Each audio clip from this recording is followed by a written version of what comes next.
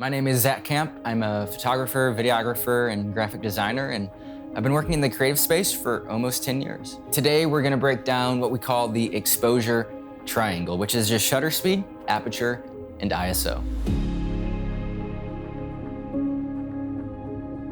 Starting with shutter speed, this is how long your camera sensor is exposed to light. So a fast shutter, for example, is 1/100th of a second, and it freezes motion, whereas a slow shutter, like 1/30th, creates motion blur. You want a fast shutter for something like a sports game to capture all the motion that's happening, and then something like a slow shutter to, let's say you have a subject, you're in a city, you have cars moving by, or a subway train, that's a classic example, and you want them in focus, but the movement behind them to be all blurry. So having a slow shutter will get that effect. And there's a lot you can do right out of camera just with understanding shutter speed.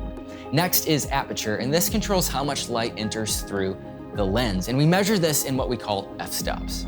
A low f number like 2.8 gives you a blurry background, ideal for portraits, whereas a high f number like f16 keeps everything in focus. It expands that depth of field, perfect for, let's say, landscape photography. And then finally is ISO, and this is your camera's sensitivity to light.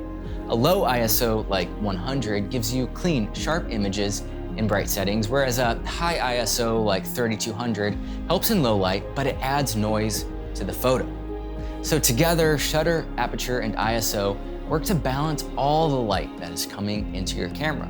And each has its own cause and effect in what it does to the photo, so experiment with your camera settings as you develop your own creative style. And as you experiment, you'll begin to kind of find your own voice, see what works for particular moments or events or whatever it might be that you hope to capture. But these are the three foundational building blocks for photography and also videography.